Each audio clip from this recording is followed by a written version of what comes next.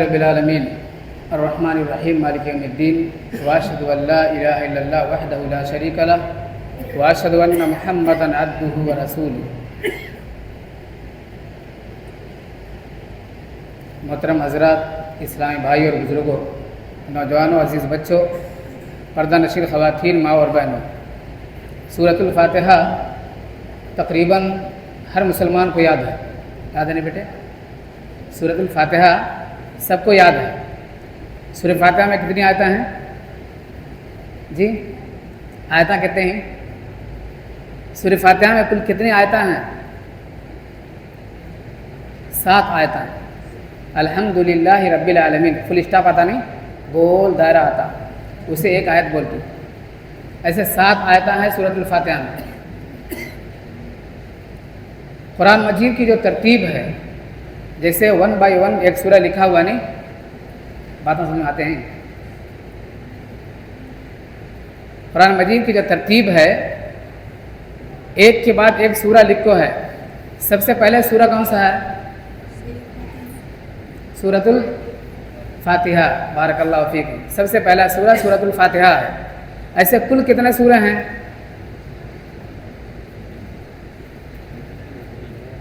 جی right, جزاکم اللہ خیر۔ کل 114 صورتیں ہیں۔ پہلا سورہ سورۃ الفاتحہ، دوسرا سورۃ البقرہ، تیسرا سورہ آل عمران، ایسے مکمل 114 صورتیں ہیں۔ تو جو ترتیب ہے قرآن کی موجودہ ترتیب، سورہ فاتحہ نمبر 1 ہے، پہلے نمبر پہ سورہ فاتحہ کو لکھا گیا ہے۔ سورہ فاتحہ میں کل 7 آیتیں ہیں۔ سورہ فاتحہ سب سے زیادہ معنی والی اور سب سے زیادہ مرکزیت والی سورہ کریمہ ہے۔ اگر نماز میں ایک آدمی 113 صورتوں کو پڑھتا ہے، سورہ فاتحہ نہیں پڑھتا، سورہ فاتحہ چھوڑ کے کم کے 113 صورتوں کو نماز میں پڑھتا رہے، اس کی نماز نہیں ہوتی۔ لیکن اگر 113 سورہ پڑھا نہیں سرکا، سورہ فاتحہ پڑھتا رہے تو اس کی نماز ہو جائے گی۔ یہ وزن ہے اس کے اندر، اتنا عظیم ہے، اتنے برکت والی ہے، اتنے فضیلت والی ہے، اور اتنا معنی خیز ہے سورۃ الفاتحہ۔ اسی لیے اللہ کے نبی صلی اللہ علیہ وسلم نے فرمایا، لا صلاۃ لمن لم یقرأ بفاتحۃ الکتاب، جو سورہ فاتحہ کی تلاوت نہیں کرتا اس کی نماز نہیں ہوتی۔ کسی بھی نماز میں، چاہے ہم امام ہوں، مقتدی ہوں، منفرد ہوں، نماز پڑھانے والا ہو، نماز پڑھانے والے کے پیچھے نماز پڑھنے والے ہوں، یا الگ سے نماز پڑھیں، فرض نماز ہو، سنت ہو، نفل ہو، کوئی بھی نماز ہو، سری ہو یا جہری ہو۔ سری کا معنی جس میں قرأت آہستہ کی جاتی ہے، جیسے ظہر کی نماز ہو یا عصر کی نماز۔ جہری ہو جس میں قرأت زور سے بلند آواز سے کی جاتی ہے، مغرب کی نماز ہو، عشاء کی نماز ہو، فجر کی نماز ہو۔ سری ہو، جہری ہو، امام ہو، مقتدی ہو، منفرد ہو، مسافر ہو، مقیم ہو، ہر ایک کو ہر نماز کی ہر رکعت میں سورہ فاتحہ پڑھنا لازم ہے۔ بغیر سورہ فاتحہ کے ہماری نماز نہیں ہوتی۔ یہ اس کی فضیلت ہے، اور بھی بہت ساری فضیلت ہے۔ سورہ فاتحہ کی فضیلت اس سے بھی پتہ چلتا ہے کہ اس کے بہت سارے نام ہیں۔ اس کے جو متعدد نام ہیں، تعدد اسماء، ایک سے زیادہ نام اس کی فضیلت کے اوپر دلالت کرتی ہیں۔ ناموں کی زیادتی اور زیادہ نام ہونا یہ فضیلت کے اوپر دلالت کرتی ہے۔ ایسے اللہ تعالیٰ کے بھی نام ہیں۔ اللہ کا 1 2 3 4 نام نہیں ہے، بہت سارے نام ہیں اللہ تعالیٰ کے۔ کتنے نام ہیں اللہ تعالیٰ کے؟ کتنے نام ہیں؟ 90 پہ 9۔ لوگ ایسا بولتے ہیں 90 پہ 9 نام، ایسا نہیں، 90 پہ 9 نامہ سے بھی زیادہ ہیں۔ 90 پہ 9 نام ایسے ہیں جس کی ایک خاص فضیلت ہے۔ حدیث میں آتا ہے، ان للہ 99 اسما، اللہ رب العالمین کے 90 پہ 9 نام ایسے ہیں، من احصاها دخل الجنہ، جو ان کو یاد کرے گا وہ جنت میں جائے گا۔ یعنی 90 پہ 9 نام ایسے ہیں، ان کو یاد کرنے والا، ان کے اوپر عمل کرنے والا، ان کے جو کنڈیشنز ہیں، تقاضے ہیں، ان تقاضوں کو پورا کرنے والا یہ جنت میں جائے گا۔ 90 پہ 9 ناموں کو یاد کرنے والا۔ اس کا معنی یہ نہیں ہے کہ 90 پہ 9 نام ہیں، اس سے بھی زیادہ نام اللہ تعالیٰ کے۔ عام طور سے لوگ ایسا سمجھتے کہ 90 پہ 9 نام ہے، ایسا نہیں۔ 90 पे 9 नाम से भी ज़्यादा अल्लाह ताला के 90 पे 9 नाम ऐसे हैं कि उनको याद करने वाला जन्नत में जाएगा। बात वाज़ह है? बात समझ में आ गई? बात समझ में आई? 90 पे 9 नाम नहीं है, उससे भी ज़्यादा नाम है अल्लाह ताला के, लेकिन 90 पे 9 नाम ऐसे हैं कि उनको याद करने वाला, उनको हिफ्ज़ करने वाला और उनके ऊपर अमल करने वाला जन्नत में जाएगा। अच्छा, जो इंडिया का नुस्खा है कुरान का, उसमें दोनों तरफ नामा लिखे रहते, एक तरफ अल्लाह ताला के नाम रहते और एक तरफ नबी सल्लल्लाहु अलैहि वसल्लम के। देखे कभी? नहीं देखे? तो उसमें जो अल्लाह ताला के 90 पे 9 नामा हैं, उसमें ज़रा गलत नामा भी लिखो ही लोग, प्रेस वाले लिख डालते, वैसा सब सही नहीं है। लोग समझते हैं सत्तार अल्लाह का नाम है, सत्तार अल्लाह ताला का नाम नहीं है। अल्लाह ताला का नाम अस-सत्तार किसी हदीस से साबित नहीं है, ये गलत बात है। सत्तार अब्दुल सत्तार नाम नहीं है, अब्दुल सित्तीर नाम होता है, सित्तीर अल्लाह ताला का नाम है। ऐसे अल्लाह ताला के जितने भी अस्मा हैं, मैंने एक किताब के अंदर उसको नकल किया है, वो किताब कुछ दिनों के बाद आएगी, उसको पढ़ें आप। अल्लाह ताला के अस्मा, अल्लाह ताला के सिफ़ात, उसके क़वाइद, उसके उसूल, उसके ज़ाब्ते, उसके फ़ायदे, ये सारी चीज़ें आप मालूम कर लेंगे। तो मतलब ये रहा था कि सूरह फातिहा के कई नाम हैं और ज़्यादा नाम होना ये उसके फजीलत के ऊपर दलालत करती है। जैसे अल्लाह ताला के बहुत सारे नाम हैं तो अल्लाह ताला के फजीलत के ऊपर दलालत करती है, अल्लाह के अज़मत को वाज़ह करती है। नामों की ज़्यादती ये चीज़ों की अहमियत को बढ़ाया करती है। ऐसे ही सूरह फातिहा के बहुत सारे नाम हैं। एक नाम उम्मुल कुरान है, एक नाम सूरतुल फातिहा है, और एक नाम अस-सबउल मसानी है, और एक नाम अस-सलात है। और कोई बताएंगे? ऐसे बहुत सारे नाम हैं, सूरह फातिहा के बहुत सारे नाम हैं। मिसाल के तौर पे उम्मुल कुरान, अस-सबउल मसानी, अल कुरानुल अज़ीम, अश-शिफा, अर-रुक़या, अल-हम्द, अस-सलात, अल-काफ़िया, असासुल कुरान, अल-कंज़, सूरतुस सला, अल-फातिहा। ये मुख्तलिफ नाम है सूरह फातिहा के। ये नामों की ज़्यादती और नामों का तअद्दुद ये इसके फजीलत को वाज़ह करता है। सूरह फातिहा के बहुत सारी फजीलतों को हम नज़रअंदाज करते हुए मुख्तसर तौर पे चंद निकात आपके सामने रखेंगे। उनमें सबसे पहली चीज़ यह है कि इसके शुरू में अल्लाह रब्बुल आलमीन के अस्मा को बयान किया गया है, अल्लाह के नामों को बताया गया है। जैसे अल्हम्दुलिल्लाहि रब्बिल आलमीन, अल्हम्दुलिल्लाह अल्लाह का नाम आया। अल्लाह ये अल्लाह ताला का नाम है, रब अल्लाह ताला का नाम है, अर्रहमान अल्लाह का नाम है, अर्रहीम अल्लाह का नाम है, मालिक यौमिद्दीन मालिक अल्लाह ताला का नाम है। तो सूरह फातिहा के अंदर इतने अस्मा, इतने नाम अल्लाह रब्बुल आलमीन के जिक्र किए गए हैं। इसी तरह से उन नामों के बाद अल्लाह ने फरमाया इय्याका नअबुदु व इय्याका नस्तईन, अल्लाह हम तेरी ही इबादत करते हैं और तुझ ही से मदद मांगते हैं। तेरी ही इबादत करते हैं और तुझ ही से मदद मांगते हैं, यानी इबादत सिर्फ अल्लाह रब्बुल आलमीन की जाएगी और मदद भी सिर्फ अल्लाह रब्बुल आलमीन से मांगा जाएगा।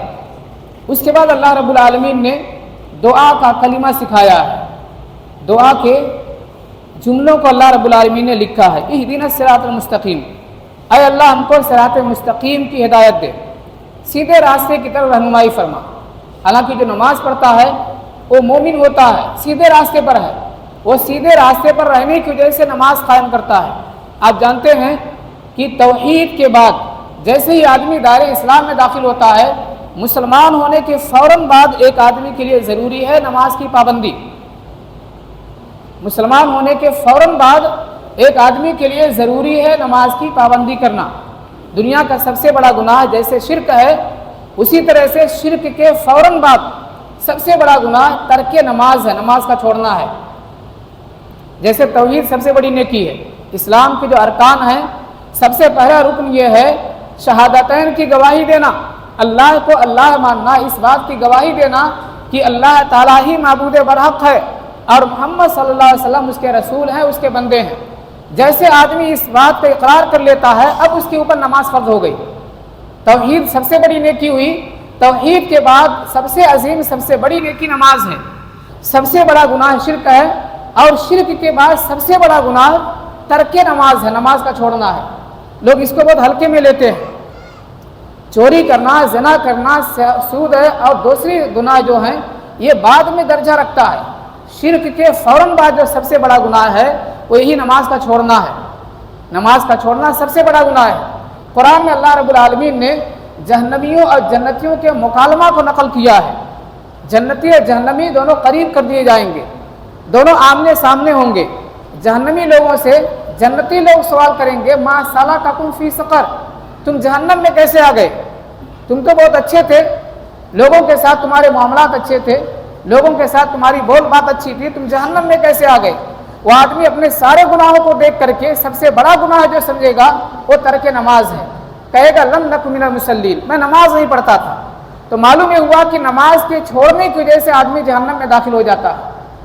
شرک کے بعد سب سے بڑا گناہ ہے نماز کا چھوڑنا ہے. تو اللہ رب العالمین سے ایک نمازی اس لیے دعا کرتا ہے اہدنا الصراط المستقیم، اللہ ہم کو سیدھے راستے کی ہدایت دے. حالانکہ ہدایت پہ ہے، دعا اس لیے کیا جاتا ہے کہ ہمارا جو دل ہے یہ اللہ رب العالمین کے انگلیوں کے بیچ میں ہوتا ہے. ایک مومن کا، ایک مسلمان کا دل یا انسانوں کا دل اللہ رب العالمین کے بیچ میں ہوتا ہے، انگلیوں کے بیچ میں. اللہ رب العالمین اسے پھراتا ہے، الٹتا ہے.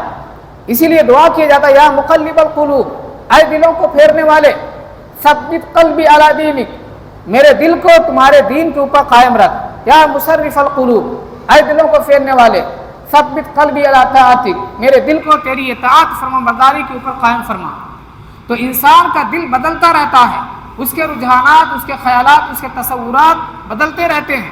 اس لیے ایک مومن دعا کرتا ہے اہدنا الصراط المستقیم، اے اللہ ہم کو سیدھے راستے کی ہدایت نصیب فرما. ہدایت یہ بہت بڑی نیکی ہے، اور ہدایت کی دعا اللہ کے نبی صلی اللہ علیہ وسلم ہر نماز میں کرتے تھے. اسی سے آپ اس کی اہمیت کا اندازہ لگائیں کہ ہر نماز کی ہر رکعت میں آپ کہا کرتے تھے اہدنا الصراط المستقیم، اے اللہ ہم کو سیدھے راستہ نصیب فرما، سیدھے راستے کی رہنمائی نصیب فرما. اور اسی طرح سے اللہ کے نبی صلی اللہ علیہ وسلم جب سجدہ کرتے دعا کرتے تھے، اور دونوں سجدوں کے بیچ میں بھی دعا کرتے تھے. سجدہ میں دعا کیا، سجدے سے سر اٹھایا، جس کو جلسہ بین سجدتین کہا جاتا ہے. جلسہ بین سجدتین، دو سجدوں کے بیچ میں بیٹھنا، اس میں بھی اللہ کے نبی صلی اللہ علیہ وسلم دعا کرتے تھے اللہم اغفر لی وارحمنی وعافنی واہدنی، اللہ مجھے معاف فرما دے. اللہم اغفر لی، اللہ مجھے معاف فرما دے. وارحمنی، میرے اوپر رحم فرما. وعافنی، اللہ عافیت دے. واہدنی، اللہ ہدایت دے. تو ہر دو سجدوں کے بیچ میں نبی صلی اللہ علیہ وسلم یہ دعا کیا کرتے تھے. اور ایسے ہی اللہ کے نبی صلی اللہ علیہ وسلم نماز میں بھی دعا کرتے تھے. وتر کی نماز میں اللہم اہدنی فیمن ہدیت، اللہم اہدنی فیمن ہدیت، اللہ مجھے ہدایت دے، اور ہدایت دے کر کے ان لوگوں میں شامل کر دے جن کو تو نے ہدایت دیا ہے. جو ہدایت والے بندے ہیں، اچھے لوگ ہیں، اللہ میرا شمار ان بندوں میں کر دے. آج جانتے یہ دعا کس نے سکھایا تھا؟ اللہم اہدنی فیمن ہدیت. یہ دعا نانا سکھائے تھے اپنے نواسے کو. یہ دعا نانا سکھائے تھے اپنے نواسے کو. نانا کون ہے؟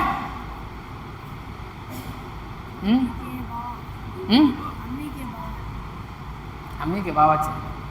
جواب صحیح ہے، لیکن وہ نانا کون ہے جو اپنے نواسے کو سکھائے تھے؟ نانا کا نام کیا؟ محمد صلی اللہ علیہ وسلم. انہوں نانا، ان کے نواسے کون؟ حسن بن علی رضی اللہ عنہ. نانا سکھائے تھے اپنے نواسے کو. بچے دعا کرتے رہو اللہم اہدنی فیمن ہدیت، اللہ مجھے ہدایت دے، اور ہدایت دے کر کے ان لوگوں میں شامل کر دے جن کو تو نے ہدایت دیا ہے. یہاں پہ یہ بات معلوم ہوئی کہ نانا لوگوں کی ذمہ داری ہے اپنے نواسوں کی تربیت کرنا، نواسوں کو بتانا، دعائیں سکھانا. خالی حضرت کی ذمہ داری نہیں ہوتی. گھر میں داد با ہوتے ہیں، جو بڑے ذمہ داران ہوتے ہیں، نانا ہوتے ہیں. نانا اپنے نواسوں کو دعائیں سکھائیں، اس حدیث سے معلوم ہوتا ہے. نبی صلی اللہ علیہ وسلم نے دعا سکھایا، آپ نانا تھے. حسن کو دعا سکھایا، اور حسن کے نواسے تھے. اور ویسے بھی اللہ کے نبی صلی اللہ علیہ وسلم ہر ہمیشہ دعا کرتے تھے اللہم انی اسألک الہدی والتقی، اللہ میں تجھ سے ہدایت کا سوال کرتا ہوں. ان تمام باتوں سے معلوم ہوا کہ آدمی کو ہر ہمیشہ اللہ رب العالمین سے ہدایت کا سوال کرنا چاہیے. ہدایت بہت بڑی چیز ہے، ہدایت بہت بڑی چیز ہے. ہدایت کا سوال کرتے رہنا چاہیے. ابھی معلوم ہوئی کہ سورہ فاتحہ کے اندر اللہ رب العالمین سے بہت ساری دعائیں مانگی گئی ہے. استعانت بھی ہے، ہدایت کی دعا بھی ہے. ہمارے ہاں عام طور سے لوگوں میں ایک چیز پائی جاتی ہے کہ بہت سارے لوگ کہتے ہیں حضرت ذرا لمبی دعا کرو، حضرت بولتے نہیں، کئی کرے حضرت چھوٹی دعا کرتی، وہ حضرت بڑی دعا کرتی، وہ حضرت دعا کرے تو رو ڈالتی. ایک مزاج بن گیا لوگوں کا. حالانکہ دعا میں اخلاص ضروری ہے. چھوٹی دعا یہ افضل ہے. بات چھوٹی رہنا، الفاظ کم رہنا، معنی زیادہ رہنا. نوح علیہ السلام دعا کرتے تھے انی مغلوب فانتصر، انی مغلوب فانتصر. کتنی چھوٹی دعا دیکھو، بالکل چھوٹی. انی مغلوب، اللہ میں مجبور ہوں، اللہ میں مجبور ہوں، بے بس ہوں، میری مدد فرما. اللہ تعالیٰ نے دعا کو قبول کیا. ساری انسانی دنیا کو، جتنے لوگ اس وقت دنیا میں تھے سب کو غرق کر دیا، سارے لوگوں کو پانی کے اندر ڈبو دیا اہل ایمان کو بچا کر کے. چھوٹی دعا تھی، اخلاص سے ذریعہ کی گئی تھی، اللہ تعالیٰ نے قبول فرمایا.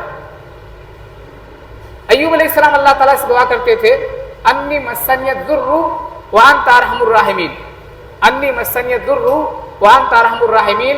اے اللہ مجھے تکلیف پہنچی ہے اور تو سب سے زیادہ رحم کرنے والا ہے.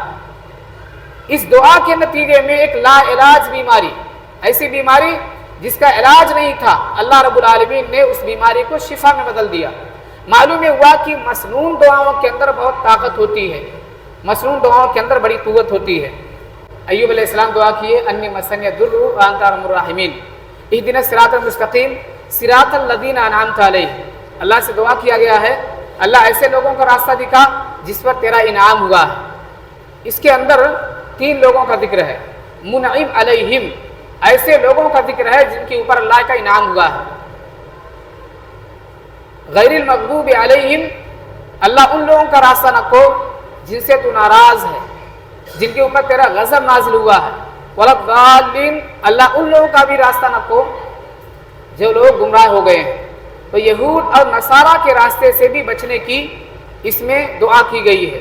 تین گروہ کا اللہ رب العالمین نے ذکر کیا ہے. منعم علیہم، جن کے اوپر اللہ کا انعام ہوا ہے، نبی ہیں، شہداء ہیں، صالحین ہیں، صدیقین ہیں. ایسے لوگوں کے اوپر راستے پہ چلنے کی تلقین کی گئی ہے، دعوت دی گئی ہے، دعا کی گئی ہے، اور یہود اور نصارہ کے راستے سے بچنے کی تعلیم دی گئی ہے. تو خلاصے کلام یہ ہے کہ سورہ فاتحہ ایک بہت ہی عظیم الشان سورہ ہے. اس سورت کو الرقیہ بھی کہا جاتا ہے. آدمی کبھی بیمار ہوتا ہے تو اپنے بیماری میں، اپنے پریشانی میں اس دعا کو پڑھ کر کے بھی آدمی اگر دم کر لیتا ہے تب بھی اس کی بہت ساری بیماریاں، پیٹ درد، ہاتھ درد، کان درد، جسم درد، یہ ساری چیزیں بھی ختم ہو سکتی ہیں. تو خلاصے کلام یہ ہے کہ سورہ فاتحہ کو یاد رکھیں. اس میں اللہ رب العالمین نے بہت ہی معنی خیز باتیں کی ہیں. اس کے ذریعے سے بہت ساری عبرتیں، نصیحتیں ملیں گی. اللہ تعالیٰ ہم تمام لوگوں کو قرآن کو سمجھنے کی اور قرآن کے سارے احکامات کے اوپر عمل کرنے کی توفیق عطا فرمائے. اقول قولی ھذا واستغفر اللہ لی ولکم ولسائر المسلمین.